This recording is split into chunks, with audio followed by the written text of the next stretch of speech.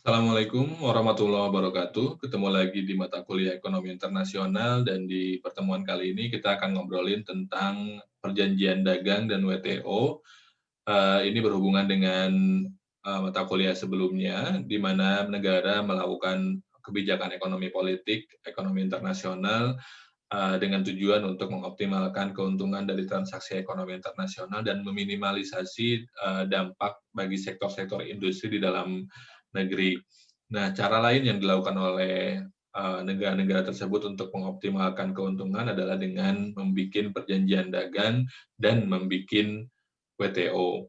Sebelum ke sana, kita lihat dulu background-nya. Jadi secara umum, menurut Harari, setelah Perang Dunia Kedua, negara-negara itu sudah tidak lagi tertarik untuk berperang secara umum, tetapi mereka lebih tertarik untuk melakukan kerjasama. Karena setelah Perang Dunia Kedua ini, dampaknya sangat parah, ada hiperinflasi, kemudian kematian, keruntuhan ekonomi, tidak stabilnya sosiopolitik, dan seterusnya.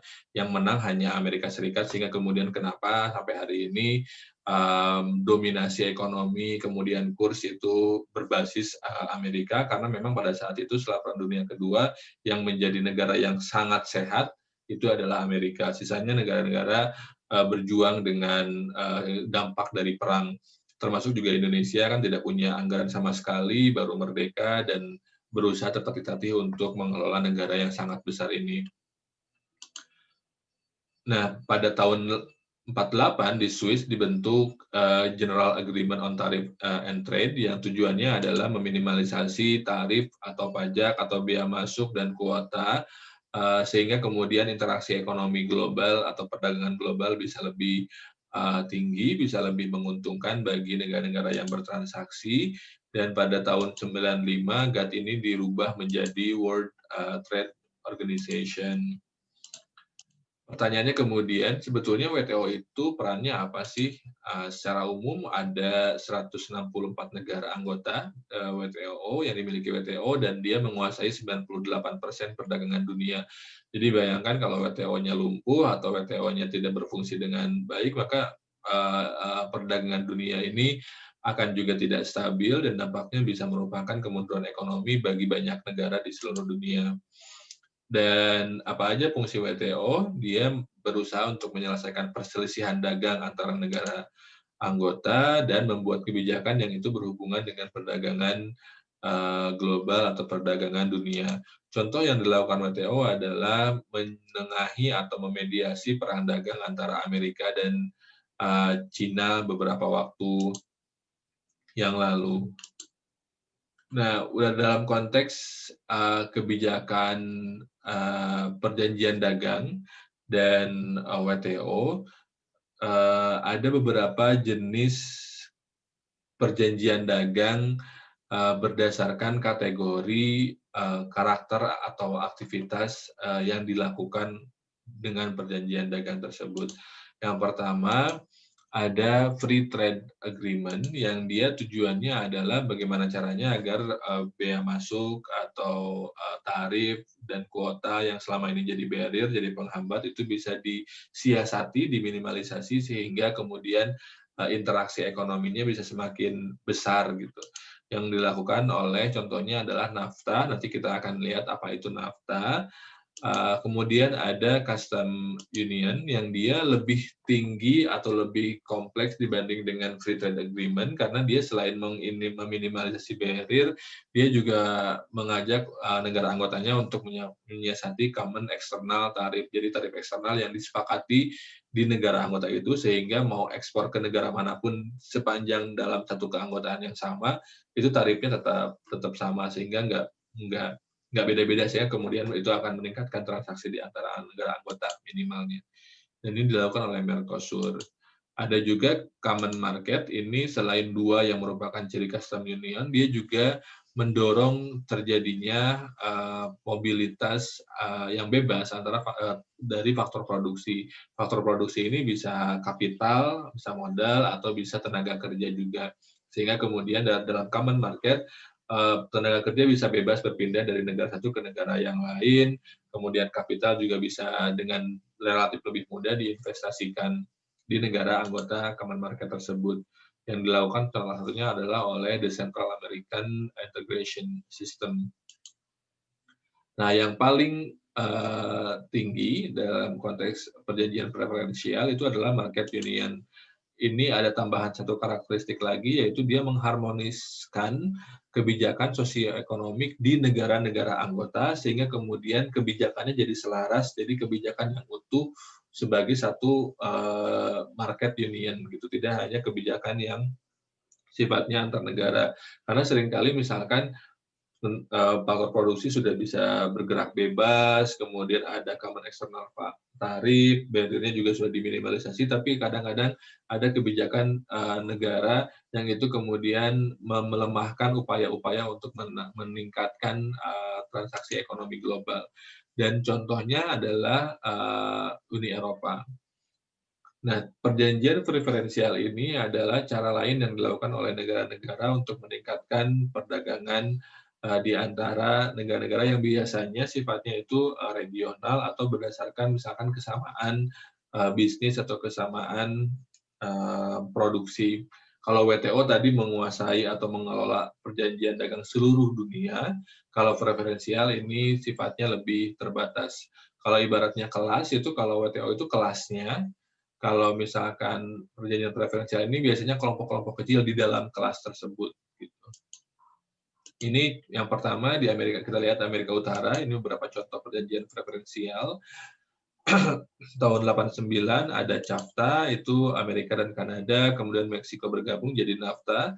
Tadi kita lihat NAFTA adalah jenis perjanjian yang sifatnya free trade agreement, yang memang tujuannya adalah meminimalisasi atau bahkan mengeliminasi hambatan perdagangan internasional.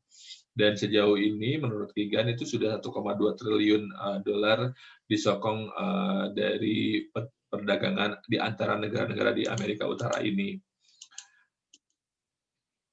Tapi tidak sempurna, tentu saja tidak akan ada yang sempurna di dalam konteks perjanjian preferensial ini karena banyak faktor yang terlibat, sehingga NAFTA ini contohnya misalkan dikritik karena menimbulkan ruang proteksionisme, kemudian belum semua hambatan juga dieliminasi. Tapi ada dampaknya juga buat Meksiko, misalkan Meksiko sebagai negara yang kualitas ekonominya paling rendah di antara ketiga negara ini, itu mendapatkan kenaikan ekspor lumayan besar, walaupun kemudian investasi ke Meksiko masih kecil karena infrastruktur yang masih terbatas, dan yang jadi problem adalah imigran ilegal dari Meksiko masih menjadi isu panas dengan Amerika. Menariknya beberapa waktu ke belakang, apa ya namanya, istilahnya ada manuver yang menarik sehingga Amerika mulanya keluar dulu dari NAFTA, kemudian Amerika dan Meksiko menyepakati perjanjian baru dalam NAFTA yang itu membuat Kanada mau tidak mau harus menerima perjanjian tersebut. Nanti teman-teman bisa baca lebih lanjut gitu istilahnya di link yang saya kasih tentang bagaimana kompleksitas situasi ini membuat apa ya namanya, memperlihatkan atau menunjukkan bagaimana perjanjian preferensial walaupun secara teoritis bertujuan untuk menguntungkan semua pihak, tapi selalu ada dinamikanya, selalu ada unsur tarik-menarik ekonomi politiknya. Kita bergerak ke Amerika Latin, ini wilayah yang luas, sumber dayanya juga besar, tapi masih relatif tertinggal. Kalau teman-teman baca Chomsky, salah satunya mungkin karena kebijakan luar negeri Amerika yang membuat negara-negara di luar Amerika memang beberapa jadi terhambat. Kemudian ada beberapa perjanjian di Amerika Latin ini, saya tidak akan jelaskan satu persatu, teman-teman dapat membaca di slide yang saya kasih lihat ini, atau nanti slide yang saya kirimkan ke teman-teman. Dan perjanjian-perjanjian ini kebanyakan memang berorientasi wilayah, misalkan kayak SICA itu Amerika Tengah, kemudian Andean Community ini negara-negara yang Bolivia, Kolombia, Peru, Ekuador, dan Venezuela, kemudian Mercosur itu di bagian selatan ada Argentina, Brazil, Uruguay, dan Paraguay. Nah, kalau teman-teman lihat bahkan Chili Chili juga masuk tapi sebagai associate member, dan keputusan untuk membuat Chili sebagai associate member itu juga berdasarkan pertimbangan untung rugi anggota-anggota yang lain. Kemudian ada negara-negara di Karibia yang juga bikin perjanjian dagang yang tujuannya adalah untuk meningkatkan interaksi ekonomi minimal di negara Karibiannya sendiri, walaupun integrasinya juga tidak terlalu baik, tidak terlalu bagus, dan ini terjadi di berbagai negara. Jadi rata-rata negara-negara yang memang belum belum belum belum develop secara baik, itu perjanjian dagang preferensialnya juga belum maksimal, integrasi ekonominya juga belum maksimal, kebanyakan karena ketidakstabilan sosial politik, kemudian ongkos manajerial yang mahal, karena belum menemukan cara yang efisien, kadang-kadang ada birokrasi yang gemuk, dan seterusnya. Kemudian bergerak ke Asia Pasifik.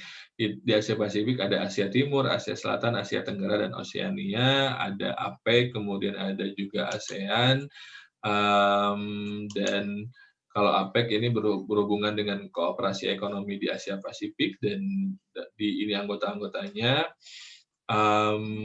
Terus kalau ASEAN kita tahu sendiri, kita jadi bagian dari ASEAN, bagian jadi pendiri ASEAN, yang mungkin juga perlu kita pertanyakan kembali sejauh mana sebetulnya perjanjian atau kerjasama ASEAN ini mendorong ekonomi negara-negara anggotanya. Caranya gimana? Caranya adalah dengan melihat seberapa besar interaksi ekonomi di antara negara-negara ASEAN ini.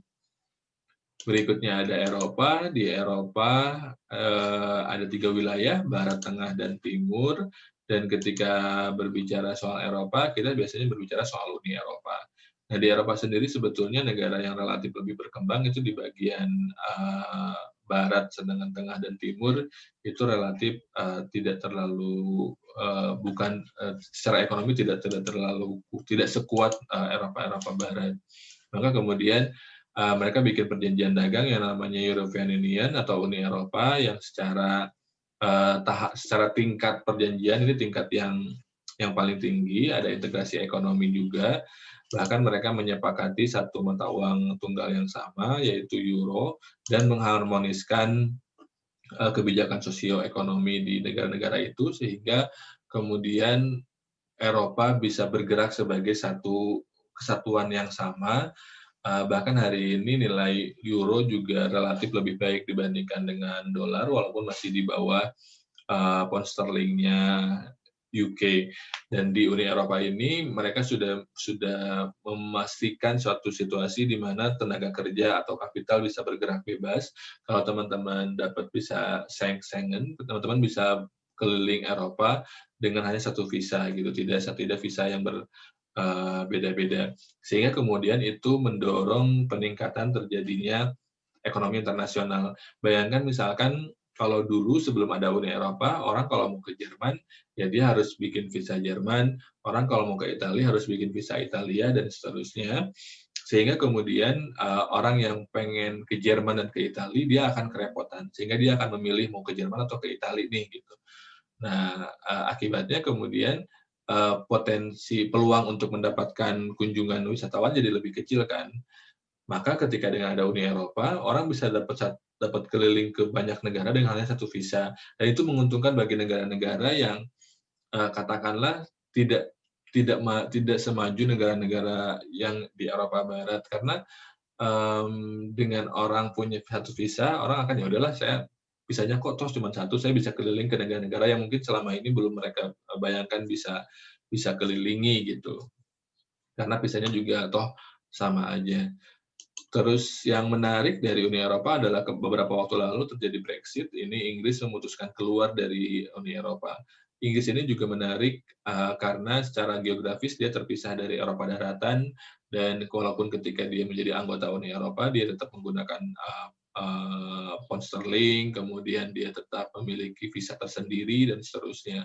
Tetapi kemudian akhirnya karena ada karena ada isu politik dan sosial dan ekonomi, dibikinlah referendum yang intinya adalah Inggris memutuskan untuk keluar dari Uni Eropa. Banyak yang menganggap bahwa keluarnya Inggris dari Uni Eropa akan merugikan Inggris. Bahkan ketika awal-awal keluar Inggris dari Uni Eropa, pound sterling sempat lumayan drop, lumayan besar gitu. Berikutnya ada Timur Tengah. Di Timur Tengah ini keyword-nya adalah minyak bumi, jadi banyak eksplorasi atau keuntungan ekonomi atau transaksi ekonominya bersumber dari penjualan minyak bumi, dan karena minyak bumi ini tidak ditemukan di semua wilayah, maka kemudian ada gap yang besar antara negara kaya dan negara miskin, yang itu mendorong ketidakstabilan sosiopolitik. Ada beberapa contoh organisasinya, ada GCC, AMU, dan ACC, nanti kita lihat apa itu. Kemudian Group Cooperation Council atau GCC ini menguasai 45% cadangan minyak dunia dan 18% minyak yang beredar di pasar. Ini GCC, ada Bahrain, Kuwait, Oman, Qatar, Saudi, Uni Emirat Arab, kemudian ada juga daerah-daerah baratnya di Arab Maghrib Union, ada Maroko, Aljazair, Mauritania, Tunisia, dan Libya, dan ada ACC juga, ini Yordania, Mesir, Yaman Utara, dan Irak. Terakhir ada Afrika. Afrika ini benua yang besar banget, dan dianggap less developed, dan memang sebagian besar wilayahnya masih berupaya untuk mengembangkan diri atau meningkatkan perekonomian dan sosiopolitiknya. Dan Afrika ini dibagi ke dalam 3 wilayah, Afrika Selatan, Utara, dan Sub-Sahara. Dan organisasi yang dibentuk salah satunya ada ECOWAS misalkan, kemudian ada juga SADC atau South African Development Community. Nah, kedua perjanjian dagang preferensial ini sebetulnya secara umum ya mendorong untuk terjadinya peningkatan perekonomian di negara-negara anggota. Kalau ECOWAS dia fokus pada free trade untuk produk pertanian dan kerajinan. Kalau SADC dia aims-nya adalah bikin custom union yang mereka ada common external tarif dan seterusnya. Tetapi kedua ini juga kalau menurut Kigan belum efektif, ya lagi-lagi karena sumber daya manusia dan sumber daya ekonomi yang belum memberikan platform yang cukup untuk membuat si kedua organisasi ini tumbuh dan mengembangkan negara-negara anggotanya. Tetapi sekali lagi pada intinya adalah negara menyadari bahwa mereka tidak bisa bertransaksi ekonomi sendiri, apalagi dengan situasi di mana masyarakat semakin terkoneksi secara global, sehingga mereka melakukan berbagai macam kebijakan ekonomi politik terkait ekonomi internasional untuk meningkatkan atau mendorong ekonomi dalam negeri, untuk mendorong pertumbuhan ekonomi, dan selain kebijakan juga mereka melakukan atau mengoptimalkan perjanjian-perjanjian dagang, baik itu yang preferensial sifatnya maupun yang melalui WTO, dan biasanya setiap negara itu memiliki berbagai macam perjanjian preferensial, termasuk dengan meningkatkan perjanjian-perjanjian bilateral yang itu biasanya atau multilateral yang itu biasanya melibatkan juga perjanjian ekonomi atau perjanjian politik di luar perjanjian preferensial yang sudah ada. Itu aja. Terima kasih. Assalamualaikum warahmatullahi wabarakatuh.